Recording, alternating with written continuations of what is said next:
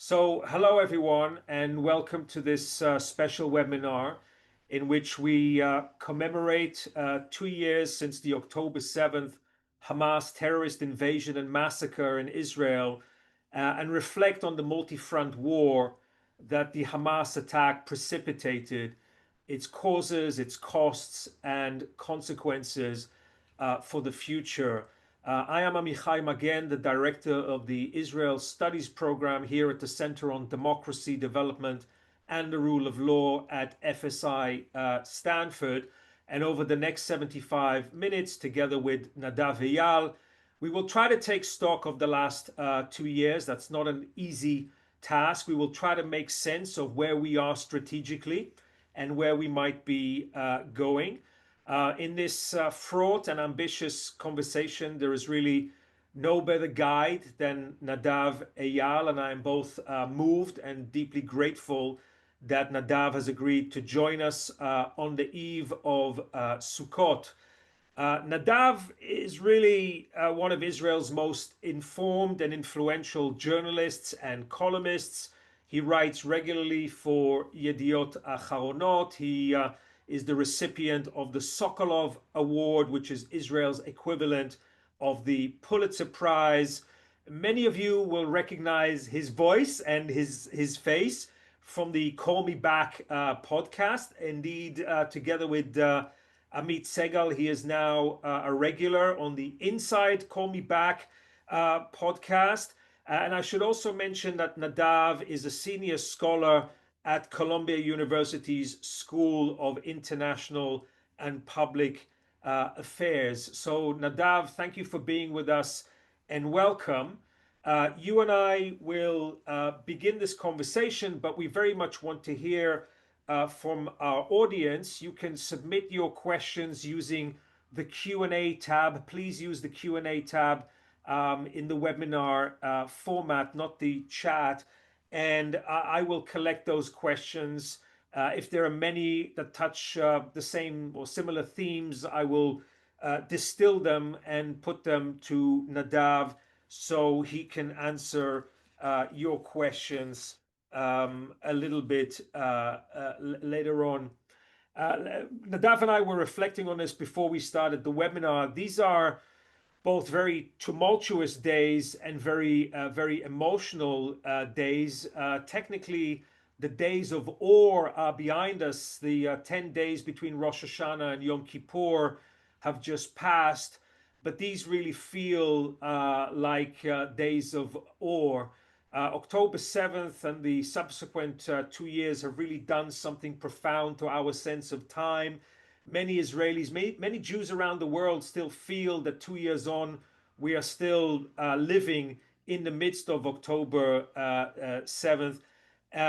But these very days, very hours are also days of awe in the sense that at this very moment, there are teams of negotiators meeting in Sharm el-Sheikh in Egypt to try to translate Trump's plan, which was announced last week, into an actual deal between Israel and Hamas that would return all the remaining 48 hostages, alive and dead, that would end the war and would possibly open a new political horizon for Gaza, for Israel, and the broader region. So we are living amidst hours and days of great hope and great trepidation.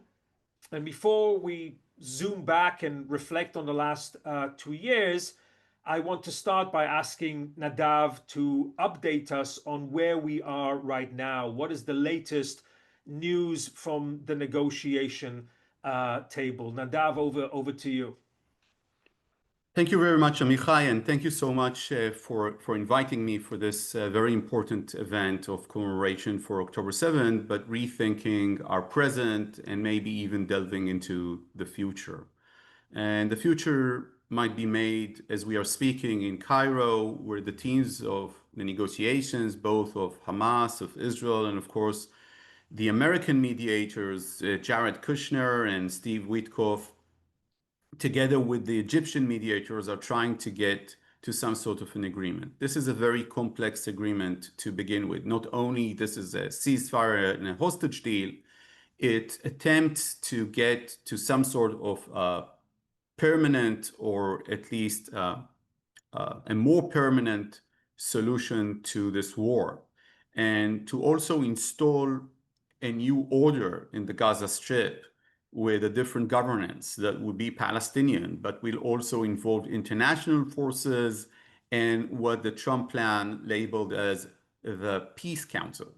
So naturally, there is a lot at stake. If I need to talk about main stumbling blocks right now, I would point people to two main issues right now, but the issues are simply endless.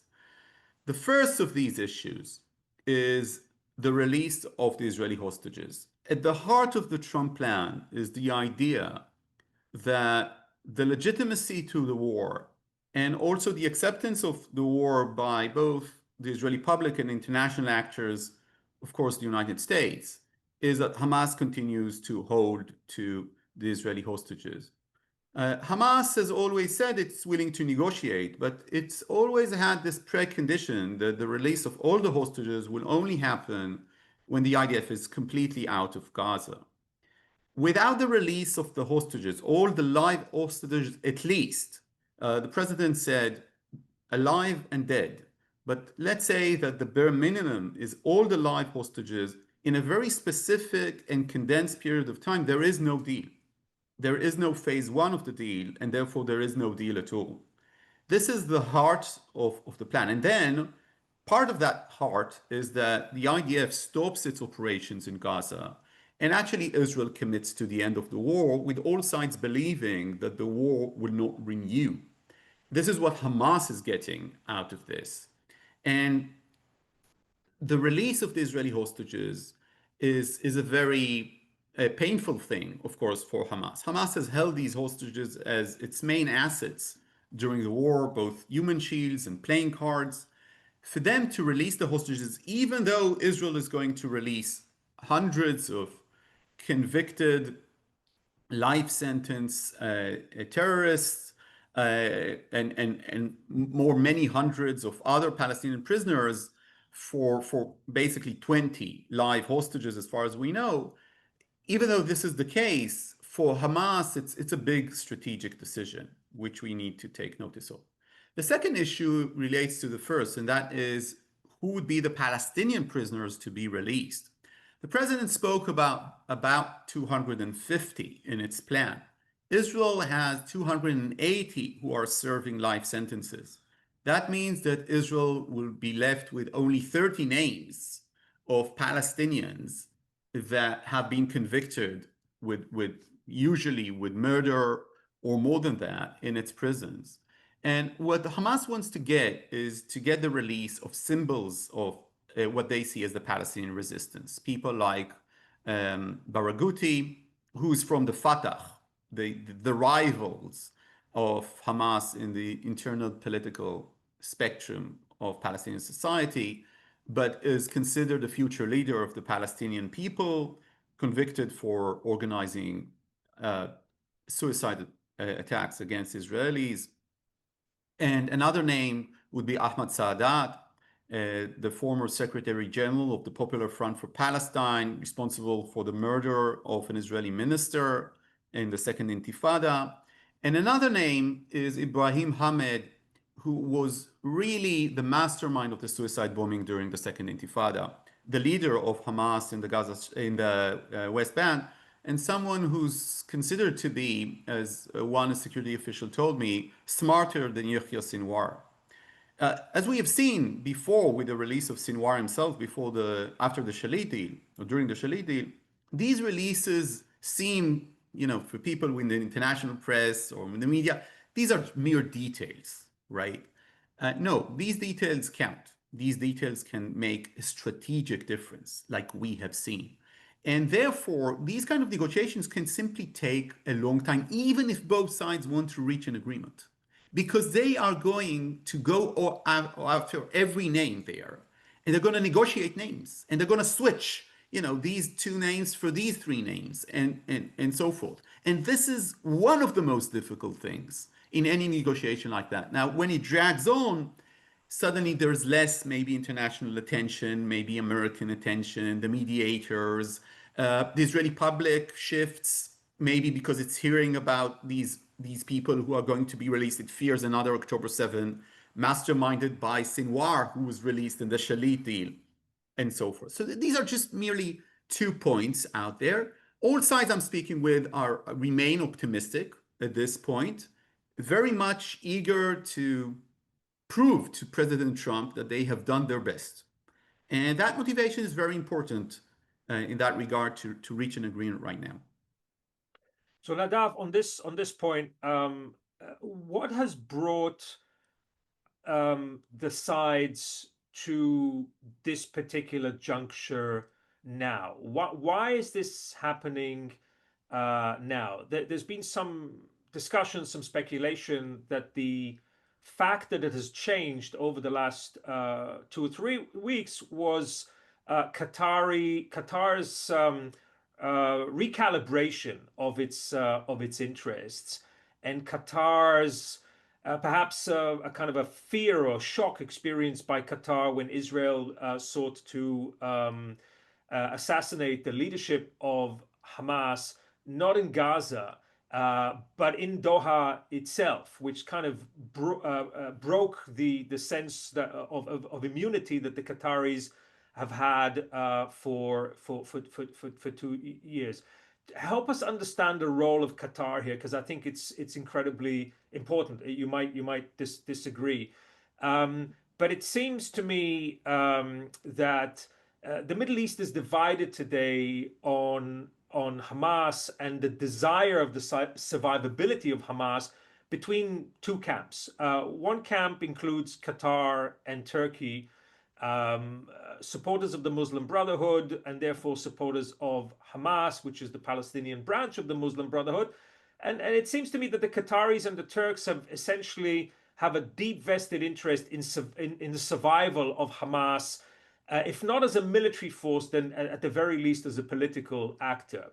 And on the other hand, we have a whole range of countries in the region and internationally, and they include not only Israel and the United States, of course, but also Egypt and Jordan and the UAE and Bahrain and others that understand that Gaza will not have a constructive future as long as it is governed by Hamas, and therefore want to see Hamas gone. They also want to see Hamas gone because the Muslim Brotherhood represents a threat to their own regimes and their own stability, right? So we have this kind of contest. Why would the Qataris agree, ostensibly, to betraying, if you like, or giving up this pawn, giving up this asset that they have funneled billions of dollars into, and that provides, I think, Qatar with tremendous leverage? Help us understand what has shifted, what has changed here. I think that, first of all, emphasizing the role of Qatar is not a mistake. So, being put in context, the Qataris are very important. The Qataris have a unique role that they're trying to play in the Arab world. On the one hand, they have the biggest US army base in the region, and it's very important for them to have that army base. It's part of their leverage. On the other hand, they're also, as you said, Amichai, they're very close with the ideas of the Muslim Brotherhood that is seen by the total majority of Arab regimes that is in Qatar, actually every Arab regime that is in Qatar, as basically as the plague of the earth, as something that threatens not only the regime's stability and the governance, but also threatens the lives of the people who are in power. Uh, everybody knows that Qatar is playing a two-phased game here. On the one hand, Doha wants to host international sports events. It's buying sports team around the world through its wealth fund. It invests heavily with higher education around the world, including in the United States. I'm saying invests because I guess they want to see some sort of returns, and I think they are getting some sort of returns for that investment.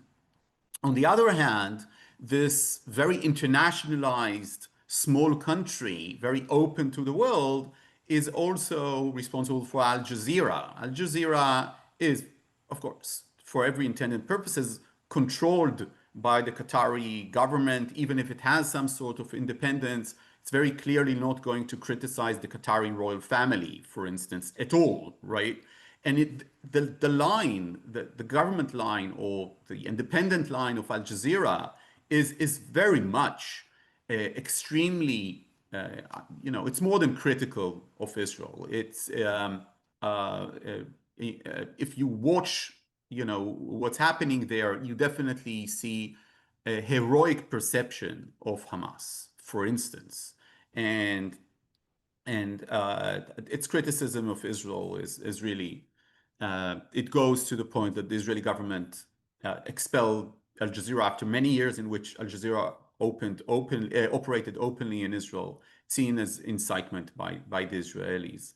And of course, as you mentioned, Amichai, they also assisted the Hamas regime in Gaza, although they would say, the Qataris, that it was under the request of the Israelis and the rest of the world, and that their assistance was never deliberated, it was never channeled to the armed wing of Hamas. We now know today, according to intelligence, Western intelligence in general, and Israeli intelligence specifically, that some of this money went indeed to Hamas military wing. And actually, it's the Israeli defense apparatus that warned the Prime Minister Netanyahu, that some of this money is indeed is being attributed to actually the military wing of Hamas that is using it in order to empower itself.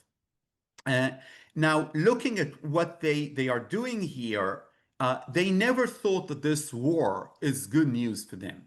Okay, they wanted this war over to some extent from day one. They didn't think that Hamas is going to win this or Israel is going to be erased from the face of the earth. And this is the reason they started mediating to begin with. It's both because of their regional role, their traditional regional role, their affinity with Gaza and with the Muslim Brotherhood, and their desire that Hamas will survive as an offspring of that Muslim Brotherhood, but also because they are seeing that this is not good for Qatar. And one only needs to take a long, hard look at what happened for instance, in the United States, in relation to Qatar. For instance, there's a US university down south that has a campus in Qatar and decided to close the campus, allegedly regardless of October 7, but that decision shook the Qatari kingdom to some extent. And many people were starting to ask, I think, very difficult and very true questions as to how is it possible for Qatar to play on both fields, and after October 7th, this became more pronounced. So they became more, to some extent, more exposed.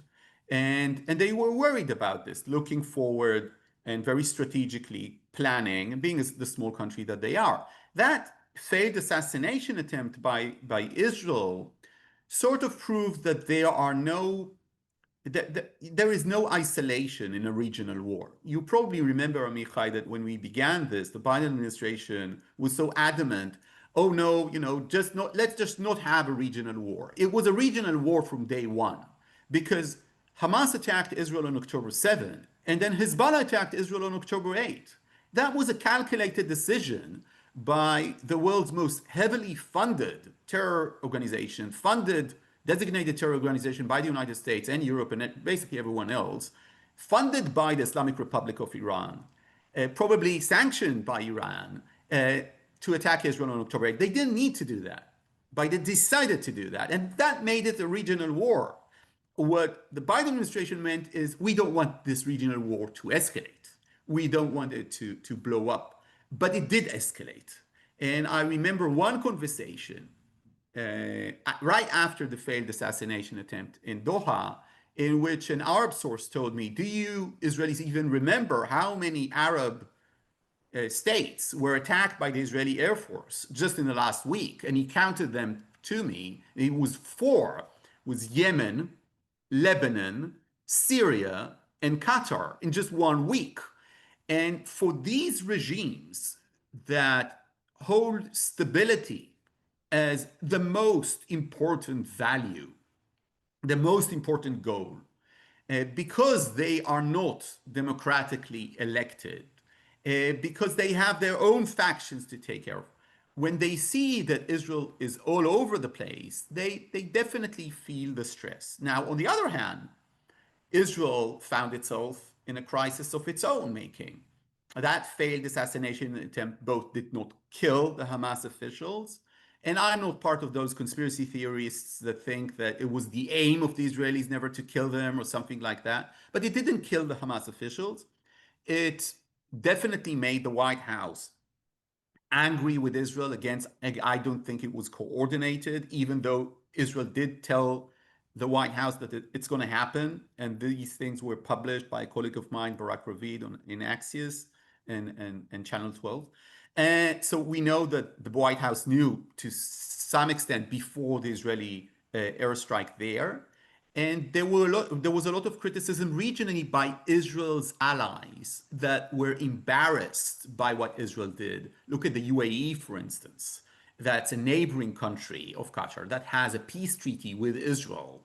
And in seeing the Israelis attacking everyone that needs to come to Qatar, to Doha, to some sort of a collective show of allegiance and loyalty and empathy to the Qataris because they were just attacked by the Israelis.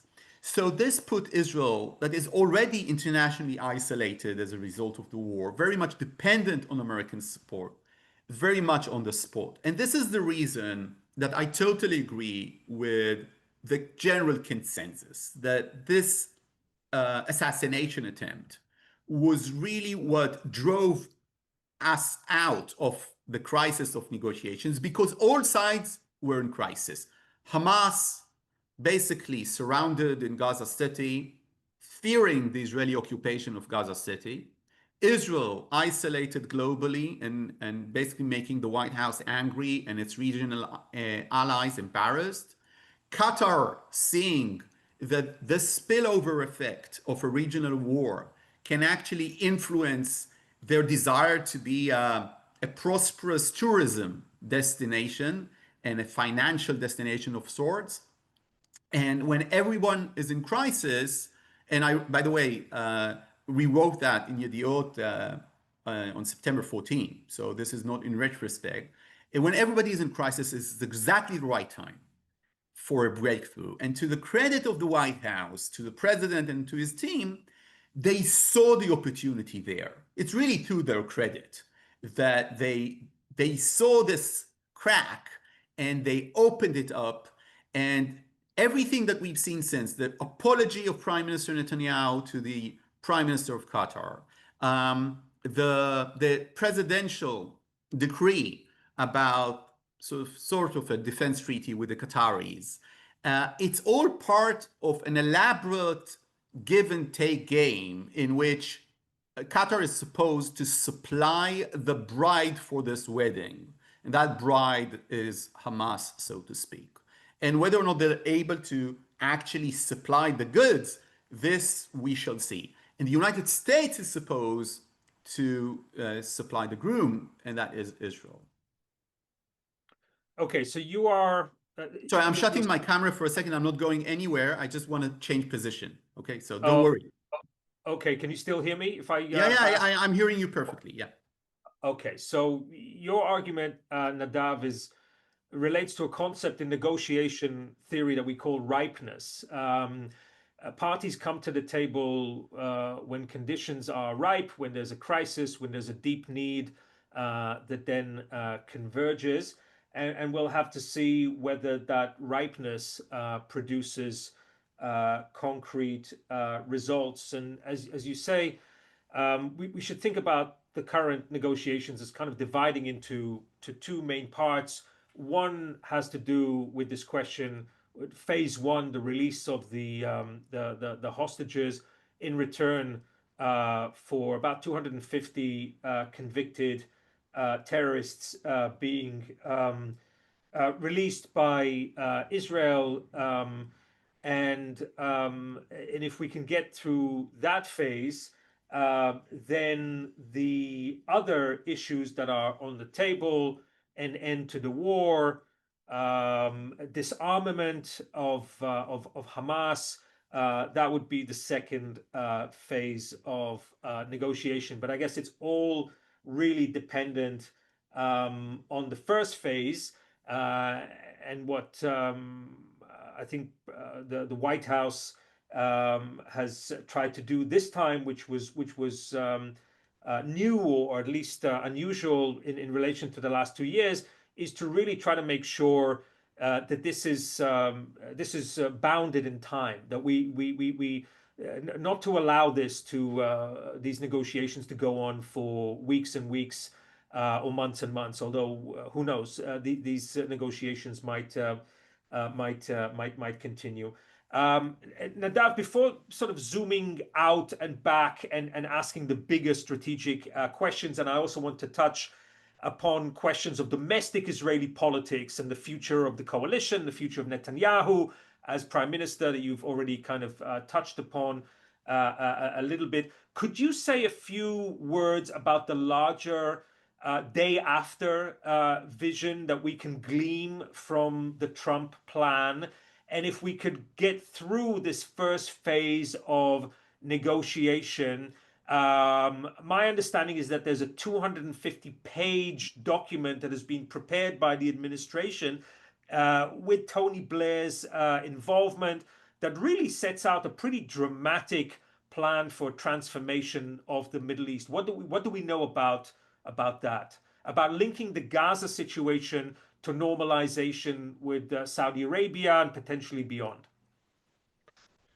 So I think that to a large extent, this is going too far in terms of where we are at right now, because there are, as you said, Amichai, there are a few phases here. The first phase, and that's the new element that Trump brought in. First, release the hostages.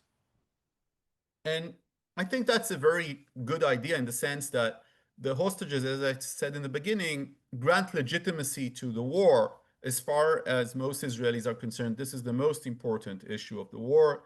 And internationally speaking, it's definitely, Israel's best argument for litigating the war. And so first release the hostages and stop the war. Then we discuss everything else. Now, one of the issues there is, of course, that then you come to a new order of Gaza. And the principles of the Trump plan is that, A, it's going to be a Palestinian governance.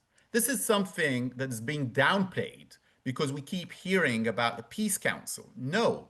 First element is that this is Palestinian governance. And that's a win as far as the Palestinians are concerned. They were extremely worried that it's going to be some sort of an international mandate, that they will lose the territory to some sort of what they label a colonialist endeavor or something like that. No, it's going to be a Palestinian governance with people leading it that have no political affiliation. Now, I don't know, who you know in the US or in Israel. I don't know anyone who has no political affiliation. Okay, everybody has a political affiliation. Sometimes it's not most of what they do, but specifically in a highly politicized societies like the Israeli and the Palestinian society, everybody's affiliated. So what it actually says is that these people are not going to be affiliated with Hamas or with the PA formally, but they will have some sort of affiliations. Now, there's going to be a Council of Peace there, and there's also going to be an ISF, an international stabilization force that nobody knows how exactly it's going to operate, right? And one of the interesting things in the plan is that even if Hamas doesn't go along with the plan, it does say that Israel is going to surrender the cleared territory after it managed to fight Hamas in those territories and clear it from Hamas infrastructure to that ISF. So it basically says to Israel, even if you don't get an agreement with Hamas in the second phase, you're starting to hand it over to a force that you do not know, probably comprised from Egypt, the UAE, maybe other countries, definitely limiting the IDF operational freedom to operate in the Gaza Strip. And that's also important, also a win as far as the Palestinians are concerned. Uh, Now, you basically made a big jump, a very optimistic jump to how this is going to change the Middle East and Tony Blair's plans. And I suggest we be very careful about that. First and foremost, because I think that you know, the most effective approach to the Middle East is cautious pessimism, not outright radical pessimism, but definitely not optimism. Cautious pessimism is the way to go, and that's the tone that I'm trying to strike here. But basically, as far as I know, for instance, the Kingdom of Saudi Arabia, look, they already got everything they wanted. They have great relations with this Washington, with this administration. Iran's nuclear program has been taken out by the Israelis and the Americans. And they are very much focused on the transformation of power to MBS, to the crown prince, who at a certain point will become the king of Saudi Arabia. And for them, talking about normalization with Israel, considering where Israel is at with the popular civilians, masses of the Arab world, with their own citizens, this is something that they deem dangerous right now, frankly, in the Kingdom of Saudi Arabia. But not only there. And what I keep on hearing is that this path to Palestinian statehood, that was always the precondition for the Saudis to go through normalization, is now more than a path. What they want to see is actual steps, on the ground towards a Palestinian state. As far as I know, looking at the polls and the studies of the Israeli public will absolutely rule this out. And here's why. Because every territory that Israel has surrendered since, some would say since the Oslo Accords, but let's say since the unilateral exit of Lebanon in 2000, has been used, as far as the Israelis are concerned, as a launching pad for another terror attack or a war against Israel. The Second Lebanon War in 2006, 6 years after the exit of Lebanon. 2005, of course, Israel leaves the Gaza Strip, disengages, evacuates forcefully all the settler communities there. I was there for a few weeks. As a journalist, I lived in Gaza in order to cover that pullout of Gaza. A very traumatic event to the Israeli society, and an important event for the Israeli right wing and the far right, led by a Likud government, but very much supported by an Israeli consensus.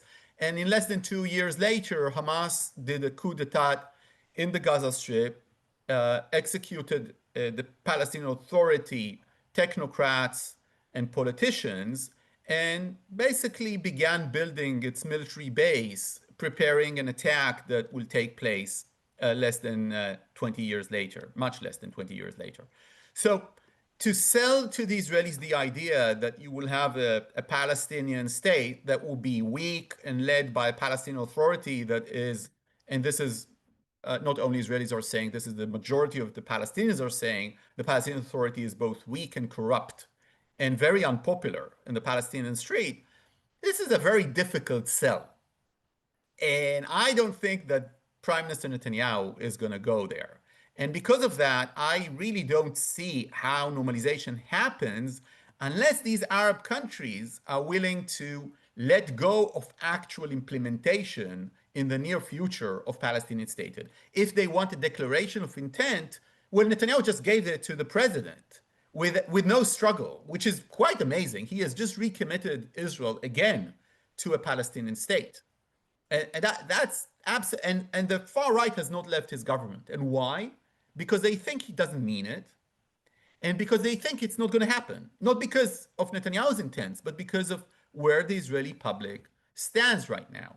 I don't think that these factors are going to change in the near future, okay? But that doesn't mean that there won't be a breakthrough. This breakthrough could happen For instance, because everybody would be basically focusing on rebuilding Gaza, on getting a reformed Palestinian Authority in the West Bank that would be more democratic and less corrupt and more popular with Palestinians, for instance, through an election. And Arab states, maybe not the Kingdom of Saudi Arabia, but others would say, you know what, we can make small steps ahead and we can do what the UAE and Bahrain did, maybe even have a peace treaty with the Israelis, although the Palestinian issue is not solved, because we see that there are huge strides made by all sides towards that. And I think that's an optimistic scenario, and I definitely am rooting for that scenario. Yeah, a lot there to unpack. Questions like, well, who's going to staff this international stabilization force? I mean, we've been talking the last few years. There have been all sorts of ideas that there would be, Emirati and Saudi police forces that would be involved in this, if not disarmament, then de-radicalization of Gaza, etc. It sounds as if you're skeptical about that. I mean, it seems to me that there is language in Trump's plan that was floating around before October 7th as part of discussions with the Saudis that could have led to sort of a breakthrough of normalization. I think that back before October 7th, and I grant you, Nadav, that Israel's position is different now, and Saudi's concerns are different now. But there was discussion that Saudi Arabia would be satisfied with language that would speak about a vision of a two-state solution that would perhaps set us on a path, a process which might be sort of a decades-long process of building the institutions that would be necessary for a Palestinian state to be viable, to be stable, etc. And it sounds like some of that language has made it into Trump's plan.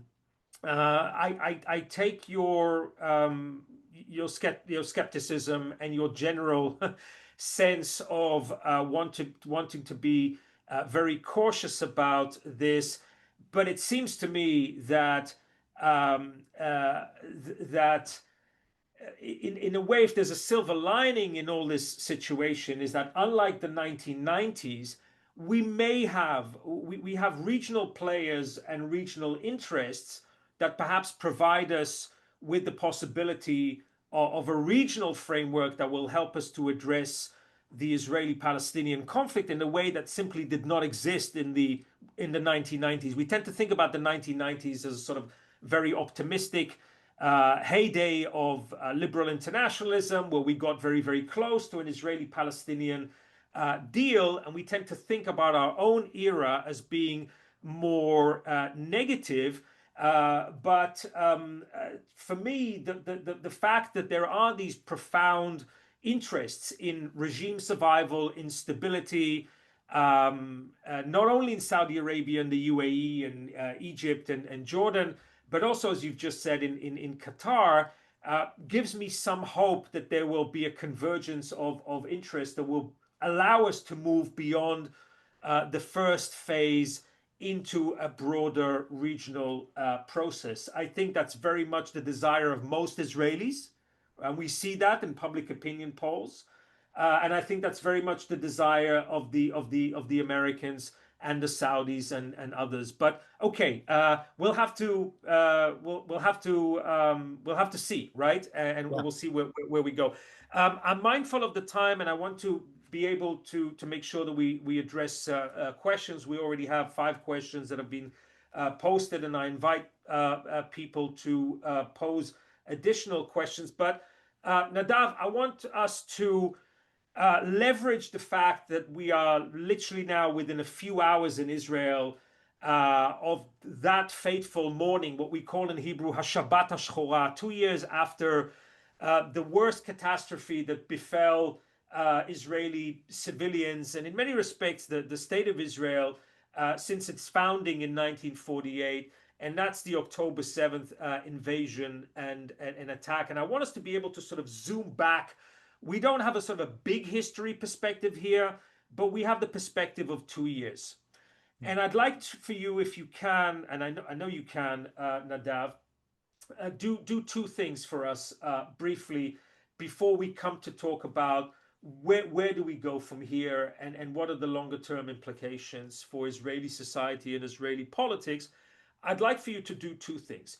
First, try to take us back to October 6th, 2023, and try to give us a sense of what the hell were we thinking as a state, as a country, as a society that made us so blind to the attack. Were we completely complacent? Were we living in a sort of a state of hubris where we thought that we could park the Palestinian issue to the side and just focus on making peace with Saudi Arabia? Were we deceived by Hamas and perhaps by Qatar and others? Take us back. How did we get this so wrong? Now, I know that we're not going to have the full answer until we have a National Commission of Inquiry that's going to look into this. But in retrospect and in hindsight of 2 years, Nadav, what have we learned about how we ended up falling into this trap and to this catastrophe? So that's one thing that I would want you to address. And then the second, I know it's a big question. When you think about the last 2 years, you yourself mentioned this was a regional war from the start. Yahya Sinwar's attack was called the Al-Aqsa flood because it was intended to trigger a multi-front invasion and attack on Israel. Help us to understand the different phases of the last 2 years from a strategic point of view. Where were we on the morning of October 7th, and where are we today when we kind of do a regional strategic sweep of our situation? Yeah, these are very big questions. So I'll begin with the first one as to October 6th. What were we thinking? Well, the Israeli failure towards October 7 is a multi-layered failure. And one needs to recognize there is no one reason or one element phenomena that we can point to as to the reason of that failure. It's both a military failure, an intelligence failure. It's a classic strategic surprise. It's not only a classic strategic surprise. I think that to some extent, it's the most radical example of a strategic surprise. I don't want to say the words in history. That's always that, or in recent history. I think that's always a mistake. But it's definitely, for instance, much bigger as a strategic surprise than 9/11. How do I know that? Because in 9/11, the head of the CIA drove to the White House, asked for an emergency meeting with the president's staff, set with, if I remember correctly, with Condi Rice, and he and Richard Clarke told them that there is an imminent threat of an Al-Qaeda attack in the United States in the next few weeks. So this kind of escalation never happened with Israel. And if you consider that Hamas is so close and Gaza is so close, and that Israel's intelligence coverage of Hamas was so more extensive than the US intelligence coverage of Al-Qaeda, then you have to recognize that this was an immense strategic surprise. There is a different, completely political element there. It's the idea that the Palestinian issue could be sidelined and that you can somehow have peace in the Middle East. You can lead a normal life in the Middle East when the entire issue of the Palestinians is completely actually repressed in the discourse, in the Israeli discourse. And the Israelis developed ideas about shrinking the conflict, managing the conflict, which were just, I think, a bandage to try and say, we're going to do what we are doing today and call it with some fancy names, some interesting ideas, but not do anything strategic. One example is that for many, many years, Israeli generals used to say there will be no forceful solution to this conflict. It always needs to go into the realm of diplomacy in order to end the conflict. This is a typical statement from an Israeli general from the 1960s all through the 1990s, but probably beginning of the 2000s. Israeli generals would say that, don't expect us to solve the conflict with the Palestinians. It will need to end with an agreement. And then they stopped saying that. So I can talk, hours on end as to that regard. But I want to focus as to one thing that is relating to the enemy here of the Israelis, and that is, of course, Hamas. Hamas was always seen as a byproduct of the conflict and not a strategic threat. When Israelis spoke about strategic threats, they spoke about Iran, right? They sometimes even spoke about what's happening, the divisions within the Israeli society, the judicial reform or judicial coup or judicial overhaul, whatever you want to call it, that was pitched by the government and caused immense protests, the biggest protests in the history of Israel. But Hamas was never seen as a strategic threat to the state of Israel, and it was never thought about in the international circles as a strategic actor. Hamas was always a byproduct of the conflict. Solve the conflict, solve the occupation, Hamas will disappear. I think one of the things that we learned is that Hamas isn't a byproduct of the conflict. Hamas is a factory of the conflict. It's one factory. It's not the only factory of the conflict. One factory of the conflict is, of course, the animosity that Palestinians feel as a result of Israel, continuing to hold the West Bank under occupation. So I'm not gonna, but I'm not gonna sideline that. But in terms of violence, Hamas is a factory, and its product is the conflict. This is what Hamas has been doing since the 1990s. So if you ask students, sometimes even scholars, why did the Oslo Accord didn't lead to an actual end of conflict agreement that was already agreed upon in the Oslo Accords? And the answer is that in the 1990s, there was so much terror, and that terror stemmed from Hamas and the Islamic Jihad mainly, that all the support that the peace process had, it had huge support within the Israeli public in the beginning of the 1990s, it evaporated. It took years to evaporate. But for years it evaporated, and it culminated with the Second Intifada. But it was dead much before that. That's the reason Shimon Peres lost the elections in 1996 to Netanyahu. That's the reason Netanyahu became prime minister, because there were suicide bombings. In March, he was elected in May of 96 because people were saying, you said it's a peace agreement. And what we're experiencing is, for the first time in the history of Israel, suicide bombings. How is it possible? We're pulling out, and we're getting, not 10 years later, like 2 years later, a year later, a few months later, we're getting suicide bombings. And Palestinians say, there was the massacre, the Goldstein massacre in Hebron. We can sort of deliberate about that. But Hamas is responsible. Hamas is a radical movement of importance within the Palestinian society. What we have learned is that it cannot be sidelined. It cannot be downplayed. Hamas is an issue to deal with, and it's a strategic threat because it also can align other radical forces around the region. And as long as you're going to have, it's not an organization, it's a grassroots movement of the Palestinian society that supports on the record the annihilation of Israel. And as long as it's there armed, it's a big problem to achieve an agreement, because it won't even sit down. I don't think that people know that. That sometimes NGOs, Israeli NGOs, before October 7, tried to arrange some sort of track 2 conversations with Hamas, in Europe, in Norway, and before October 7.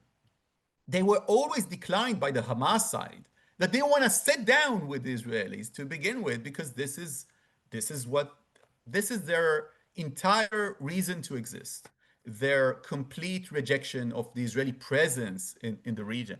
And one of the, I think, sad things that we have discovered after October 7 is that there's a large audience internationally, sometimes even in California, for instance, that hears this echo and doesn't feel that there is something wrong with that echo to begin with. That was a long answer to your first question.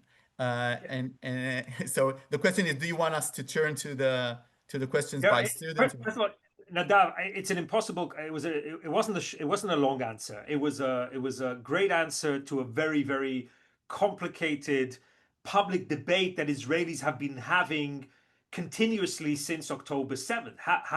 Where was the state? Where was the army? How did we get this so wrong? But thank you for I think providing us with a special perspective on that. There's a whole variety of books that have either come out or about to come out asking these questions, and I'll be happy to send people some reading material on this. But if you could take a 2 or 3 minutes, and again, I know this is a big challenge, to help us understand how you're thinking about the last 2 years from a strategic point of view, given that this was and remains a regional struggle. And again, there's the Hezbollah front, and there's the Syrian front and the collapse of the Assad regime. There is the 12-day war with Iran that remarkably we haven't even.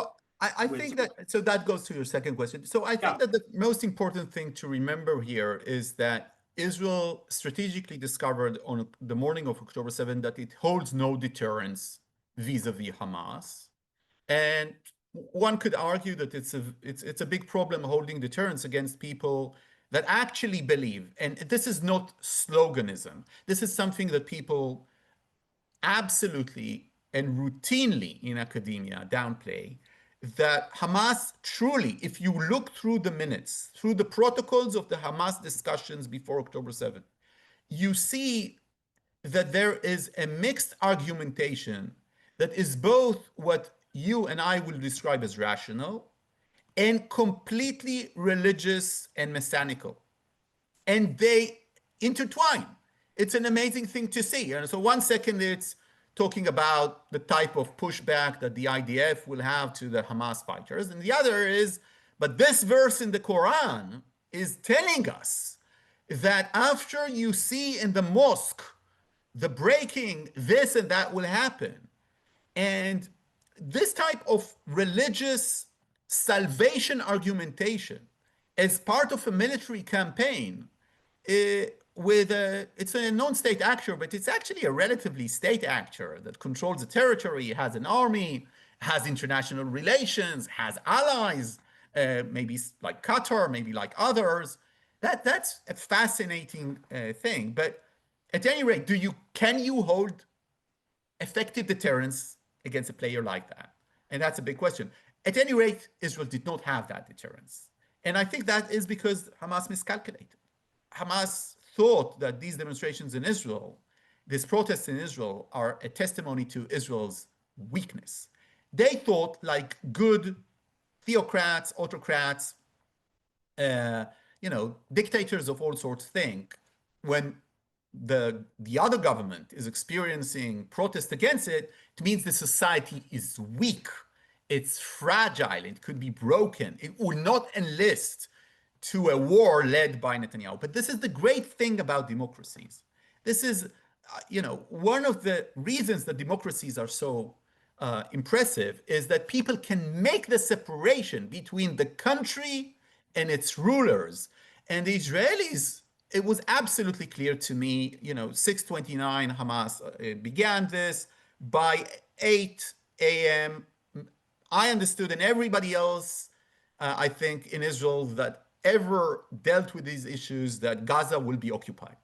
The entire Gaza Strip will be occupied, and that the Israeli attempt would be to install a different regime in the Gaza Strip. There would absolutely no, and it didn't matter if the Prime Minister would Bennett or Ehud Barak or Yair Golan, the leader of the Israeli Zionist left wing, would be the same. So it was absolutely the case. Israel did not hold deterrence. Some of it was miscalculation by Hamas. Some of it was just factory speaking. It also didn't have deterrence against Hezbollah. How do we know that? Because Hezbollah attacked Israel. It didn't have enough deterrence. It doesn't have enough deterrence against the Houthis. The Houthis are still attacking Israel. Iran attacked Israel because Israel tried to kill an Iranian general in Damascus. Iran said, on the record, we have decided to have a full-fledged not assassination attempt, by a direct attack, aerial attack against Israel, shooting more projectiles than ever been shot in history in a single night. And they did that twice. And that means that Israel did not hold deterrence against the Iranians. And what Israel did, Amichai, is to a large extent retrieve deterrence. Israeli deterrence in the region is definitely out there. It's very much felt in Lebanon. The Lebanese don't want a war against Israel. Hezbollah has been decapitated. The Syrian regime has fallen as a result of this war to a large extent, as a result of the war in Gaza. There is a different government in Damascus. This government is basically an enemy of Hezbollah and Iran. So the so-called axis of resistance has disintegrated. You cannot send a truck load from Tehran through northern Iraq, through Syria, to the Mediterranean anymore. And you could do that on October 6th. You can't do that anymore because this arc that sort of Iranian Shia Syrian regime arc of influence is gone, and you see that Israel has also proven to the United States and to the world that even if it's not successful in taking out the Hamas resistance in Gaza, the Hamas military doesn't exist, and its leaders are basically all dead now. Also, the basic leaders who ordered the attacks against Israel, whether it's the Iranian chiefs of staff responsible, the Hezbollah leader, Nasrallah, his chief of staff, the leader of Hamas in Gaza, Sinwar, his brother, who's second in command, and so forth, they're all dead. So on a certain level, this restoration of deterrence is very important. I am a realist. I think that Israel isn't popular in the Arab world. But many people would argue, and I speak with them as sources, even if you don't like Israel, you need to acknowledge that they are here to stay. In order to acknowledge that, Israel needed to make sure that everybody understands that it still holds military power and might, and I think that they have done so, with one exception. And that exception is, of course, and we cannot not talk about that, is that Gaza is not a success in this regard, that if you look at the damages caused to Israeli legitimacy internationally as a result of the Gaza war, compared with whatever military gains it has had in the last year, I think that definitely it's just, it's not a success story. And this is all because of the number of civilian casualties, Palestinian civilian casualties, as a result of the war in Gaza. That's the reason.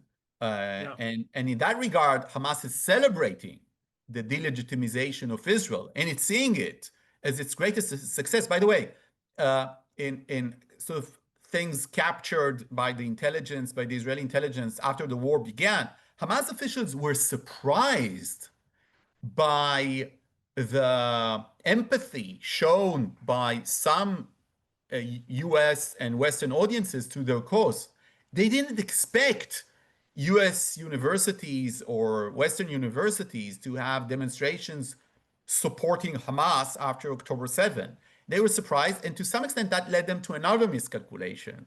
They thought it's going to stop tomorrow, it's going to stop in a month. They thought that what they're seeing in these universities is the general public, which is a big mistake. Another mistake of lost in translation. Yeah.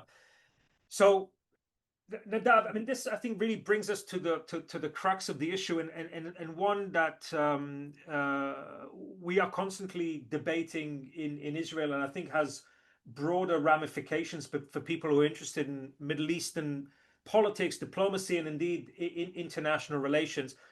The fact that wars of this type have both a kinetic and a non-kinetic component. You can win the kinetic battles. You can win the military wars and still lose politically. And I think one of the things that we're asking ourselves right now is this indeed both a triumph and a tragedy, right? So the argument would be that if you look at Israel's geostrategic situation 2 years after October 7th, someone like Yaakov Amidror would make the case that it is actually, from a strategic point of view, been an enormous success because Israel was able to restore deterrence, and it was wildly successful in dismantling the Ring of Fire, or 95% of the Ring of Fire, constructed around Israel for decades by Iran and its proxies.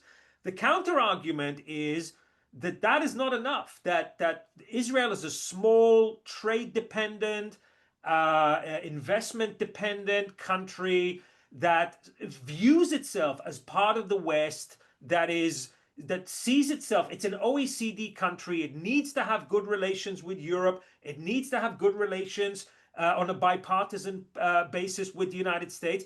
That the last 2 years have been a strategic disaster for Israel because of the cost to international legitimacy, and the fear, and I'd like your thoughts about this, that even if this war ends, inshallah, God willing, tomorrow, it will take Israel many, many years and possibly over a decade to rebuild the international alliances and the legitimacy that we have lost over the last 2 years because of this, and because of this awful, terrible, horrific human cost to the Palestinian population in Gaza and elsewhere. So, how do you think about this trade-off or the relationship between military victories and international legitimacy? That will be the last question that I pose for you, and then we will turn to our audience questions. Okay, so I think that there's no doubt that Israel has taken a very heavy blow in terms of its international legitimacy as a result of the war. I think, first of all, it shouldn't be downplayed. So I'm one of the people in Israel, in my writing in general, I think that this is a huge threat to Israel looking into the future. And I think that there is no doubt that this relates to the human tragedy and the humanitarian crisis in Gaza. I need also to recognize and say, at the same time, that this crisis and the tragedy of Gaza is a result of a very elaborate and historically rare occasion in which the fighting force opened the war, Hamas, and then really did everything in its power to use the civilians in Gaza as I don't want to use the expression human shields, but basically to entrench itself within every civilian institution in Gaza, whether it's hospitals or schools or mosques or whatever. It has built more tunnels in Gaza than it has built roads in Gaza. And this is, it's a very difficult way. Sometimes when you ask the IDF about this, the IDF will immediately tell you that Gaza is the most complex problem it faced in this war. Why? Because you have hostages, Israeli hostages there. You don't want them to get hurt, and they do as a result of the war. It's a heavily populated, very small piece of land, maybe the most heavily populated in the world. Uh, Generally speaking, this is not a terrorist organization that has seized control of the land. This is a grassroots political movement that is supported by large parts of the population. So it's not only entrenching itself within the civilian population, it's very much highly supported by parts of the civilian population. You have international pressure all the time. You have difficulties in fighting the war itself, even technically. And because of that, this has lasted, this has dragged too long. And also, and this shouldn't be, this should be said out loud, there is political pressure from Israeli far right that has its own messianical dreams about what's going to happen in Gaza and doesn't want the war to end in the framework of the Trump plan or any other plan that doesn't involve annexation and building settlements in Gaza, and also has obsessed itself with ideas of Palestinians immigrating from Gaza somehow, and this territory becoming purely Israeli. And the Israeli far right is a very important part of the Israeli government. It's been pushing very hard for its agenda in many different ways, including this far right has done sometimes everything it could to sabotage deals. And I've been reporting about this. So altogether, this constituted a perfect storm. And this perfect storm came in a background. And the background is, of course, a general radical orthodoxy, sometimes taught through classrooms in Western universities, and unfortunately sometimes in Ivy Leagues, that has been singling out Israel as the only country in the world that should be disintegrated for its prior sins, and has used and abused every historical notion that it could in order for it to fit exactly for an indictment against Israel, not used academically speaking with any academic rigorous study, but being used as a political argumentation in order to preach for what? For basically the same goal that Hamas is pursuing to disintegrate the state of Israel, for the state of Israel not to exist, arguing that national self-determination for the Jewish people is of itself, there's something wrong with that demand or with that recognition of right. And together, this is a perfect storm for Israeli legitimacy, a perfect storm for Israeli legitimacy. And it's going to be a challenge for everyone that still believes in that classic notion of Israel, and that is a state that is a home for the Jewish people and a democratic state. That's going to be a challenge for a generation at least. Nadav, some of the questions we've received really have to do with the future of Israeli democracy and Israeli politics, and specifically where the current Israeli coalition government may be heading. I think that one of the factors we haven't touched upon that perhaps help explain the timing of the negotiations today is the fact that Israel too is entering an elections year. We're scheduled to have national elections in exactly a year's time. Anybody who knows anything about Israeli politics knows that Israeli coalition governments tend to become contested and wobbly a year before national elections. And so we have a number of questions of when do you see elections coming in Israel, and what are the scenarios that you envisage? Specifically, do you see Netanyahu ending his political career, possibly with a defeat? Do you see Netanyahu returning to power, but perhaps at the head of a very different kind of coalition, a more centrist coalition? I'm actually one of the people who believe that the current coalition is not what Netanyahu wanted, and in fact, it's a very uncomfortable coalition for him. I don't think Netanyahu wants to be beholden to Smotrich and to Ben Gvir, and he would quite like to have a different coalition as long as he's prime minister. Or do you see some kind of realignment of Israeli politics 2 years, 2 or 3 years after the October 7th disaster? What's your sense of where we're going politically? So first of all, the elections are due to be held by October of 2026. So we're in an election year any way you want to cut it. As to Netanyahu, Netanyahu is losing in every poll in Israel since March of 2023. In a different world, I would have said that means that he's probably not going to win the next elections. But in our world, I can't say that because, polls are polls, and Netanyahu is the best campaigner in a free election democracy or a free election country in general in the world today. It's just a plain fact that Netanyahu has won more elections than anyone else, and he has won them fair and square. And because of that, burying Netanyahu politically is just going to be stupid, and I'm not going to do that. Insofar of Can he lose? According to the polls, he's losing. And again, he's losing before October 7th. So it's definitely possible. But here's the paradox. Netanyahu represents the right wing in Israel that supports him. At any case, the Israeli public has moved to the right after October 7th. Why? Because people see themselves as disillusioned.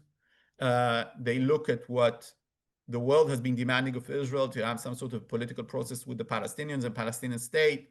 And they're looking at the disengagement of Gaza. They're saying we don't want any of that anymore. They want to be much more, to have much more deterrent force in the region. They simply see October 7 as a pilot in ethnic cleansing of Jews. And what I'm saying is based on studies. It's not just my anecdotal remarks. So people feel threatened and they have moved to the right. They just don't like Netanyahu's leadership right now. And if he manages to bridge that gap, he can bring home those voters that he has lost, or allegedly he could try to do that. Now, the general sense of change, the need for change is already there. However, politics all around the world, not only in Israel, has become very, very tribal. And it's more about the people you despise than the ideas that you like. And it's a good opportunity to say that I wrote a book about this new world called Revolt, the Worldwide Uprising Against Globalization, that appeared in the US right after Joe Biden was elected as president. And its argument was that no, the elections of President Trump first term wasn't a bump in the road of the old order. It was merely the gate opening to other things that will happen. And looking at this as history has returned to the roots, no, no, no, and we're up for an era of revolt. And I think that to some extent, I labeled it revolt, that this is what we're seeing also in Israeli politics. And the question is, who will be able to harness this energy after October 7? Could it be Naftali Bennett? Yeah, it could be. Sometimes after wars, it takes a year or two, or 3 or 4, for people to recognize what kind of change they actually want. Also starting to see the price of war, the price of failure. Netanyahu holds responsibility for October 7. He wasn't only the prime minister, he was the prime minister for more than a decade before October 7, if you take out 1 year. And him not to be held responsible by the general public would be an anomaly to some extent. And it's all about Netanyahu. The entire political sphere in Israel, somewhat like in the United States, it's not about left and right anymore. It's about those who support the current leader and those who oppose it. They could be on both sides, lefties and right wingers and conservatives, mainstream conservatives. It doesn't really matter, and the jury is still out there.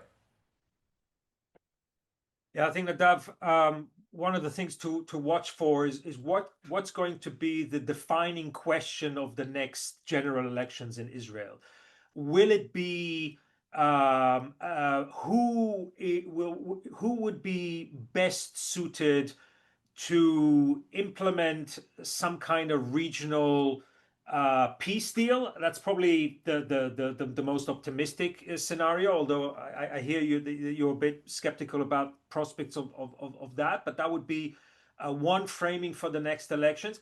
Another framing would be who would be most capable of standing up to anti-Israel international pressure, who will prevent the establishment of a radical anti-Israel Palestinian state. If that is the defining question of the next elections, then I think that gives Netanyahu a lot of leverage, a lot of power.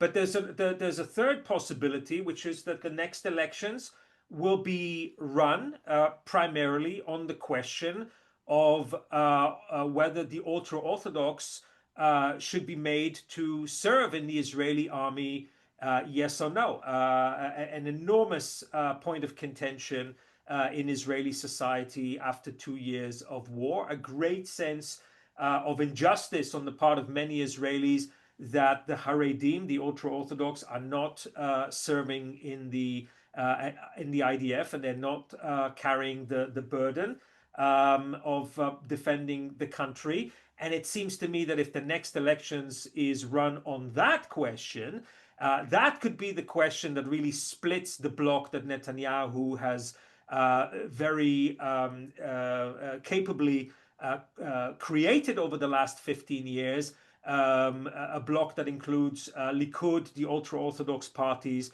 and the national religious parties. Because among Likud voters, the vast majority of the Likud voters want to see the ultra-Orthodox drafted into the army. And certainly among the nationalist religious, there's a great sense of anger at the ultra-Orthodox that they are not participating in national defense. So those would be, I think, some of the political issues to watch in answer to the questions that have been posted.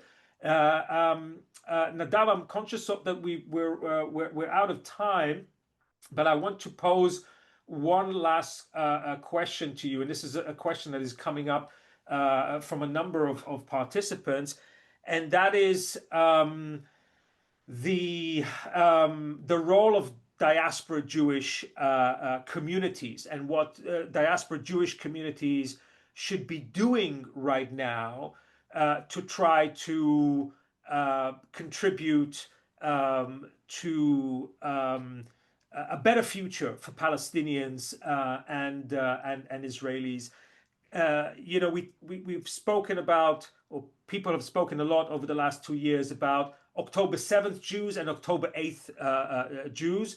The October 8th Jews being Jews all around the world who woke up in astonishment at the vitriol and the hatred that was directed towards Jewish communities around the world, and this explosion of anti-Semitism that we have experienced outside of Israel.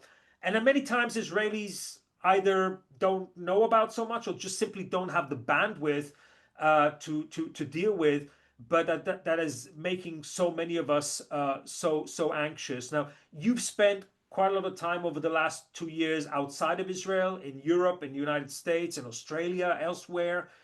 What is your sense of what diaspora Jewish communities should be doing now to protect themselves and to try to make a positive difference as we try to move towards a better future for Israelis and Palestinians? So I think it would be very Israeli of me, in the wrong sense of the word, to start giving advice to Jewish communities around the world. I was born in Israel, part of the majority group of my country that is Jewish. I didn't grow up as a minority, neither did my parents, neither did their parents.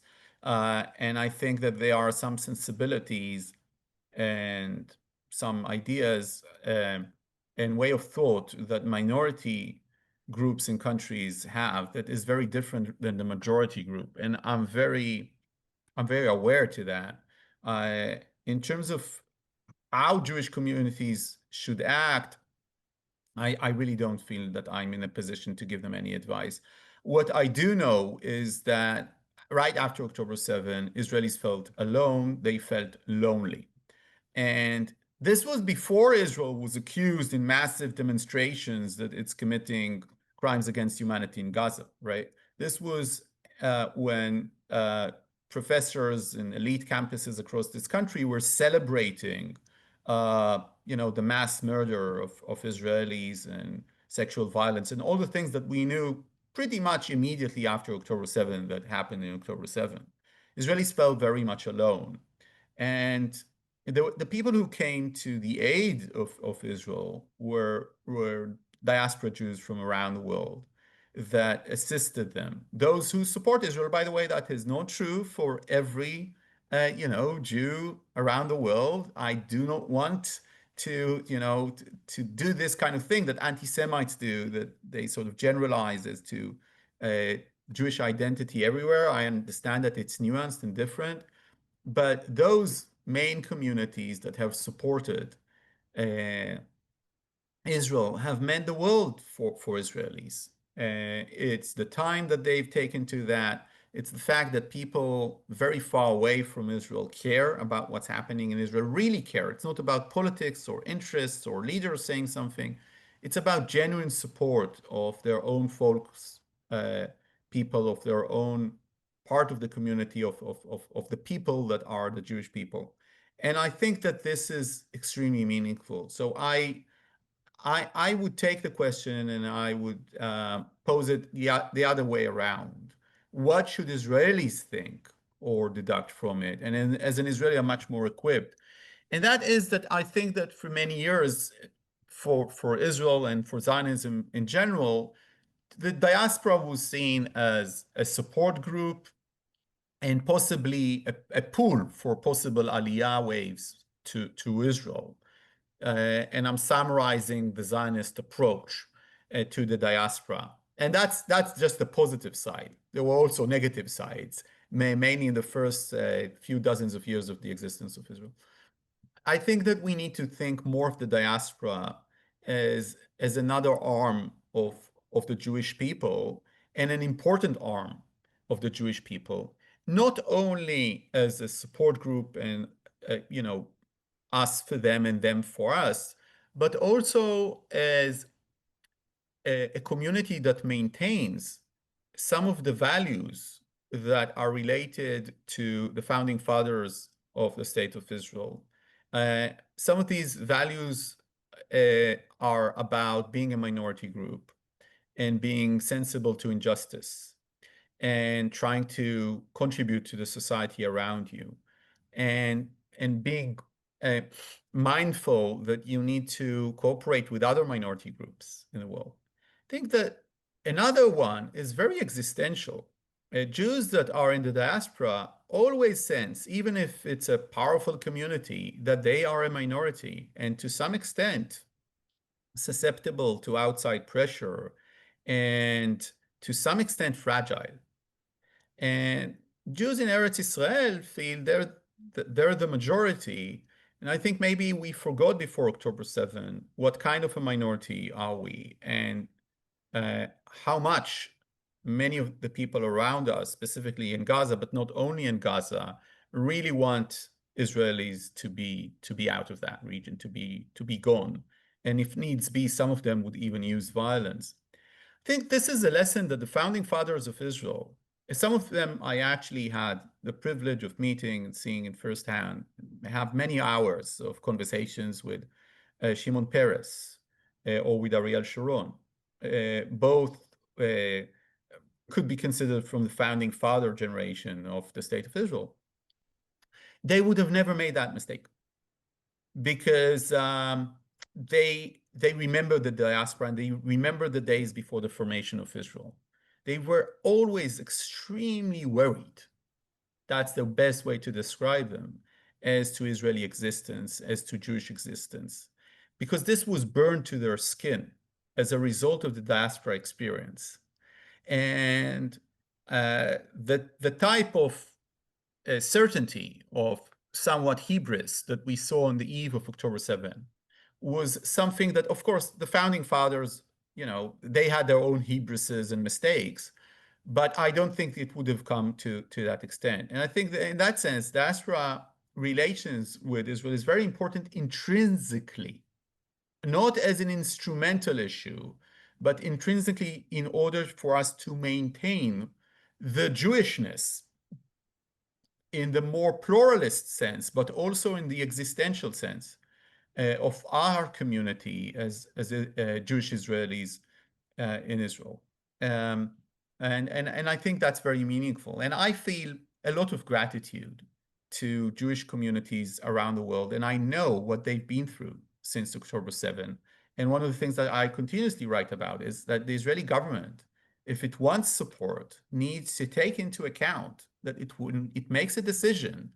It influences not only Israelis, but also a kid going to his Hebrew school or to a Jewish day school somewhere in California. And if they don't take that into account, then it's all slogans about the connections between us. But they do need to take this into account. I will echo that, Nadav. I think that one of the great successes of Zionism and of Israeli culture is that most Israelis don't really understand anti-Semitism. I know that sounds kind of striking, but we've managed to create a society and a culture where we are the majority, the only place in the world where Jews are the majority. And we just have very different sensibilities because of that different ontological reality that thankfully, luckily, after 2,000 years of diaspora, we've managed to create. And it seems to me that the last 2 years have disabused us of the fantasy that we were somehow living in a kind of a post-existential Israel. We've been thrown down and back to a more elemental, more existential state of being that involves a lot of pain, but perhaps it also helps make our society more connected to the values and the roots that have allowed us to reestablish sovereignty in our ancestral homeland after so many centuries, and to build what to me is a miraculous and fantastically vibrant society. I only hope that the lesson in tragedy that we received over the last 2 years will bring us together, will help us overcome the internal divisions that we face, and will give us the strength to work towards peace and coexistence with our neighbors. We are on the eve of Sukkot, which is a celebration of the divine embrace that sheltered Israel in the wilderness. It's a time to pray for the safe return of all the live hostages and for the dignified burial of all the dead hostages. It's a time to pray for the wounded in body and spirit. And it's a time to pray for the end of war and for peace for everyone, for Palestinians, for Israelis, and for the broader region. Nadav, thank you so much for being so generous with us, with your time and your insights. We didn't cover everything, we couldn't cover everything, but we received your unique perspective. And so I wanted to wish you a Shana Tova, to wish all of our audience a Shana Tova, a happy and sweet and healthy new year. Please continue to be engaged with the Israel Studies program. We have a very rich program coming up, which you can see on our website, and we will post this conversation on CDDRL's YouTube channel as well. So with all of that, thank you, Nadav, and I hope to see you here in the Bay Area very, very soon. I hope so too. Thank you so much for having me. Thank you.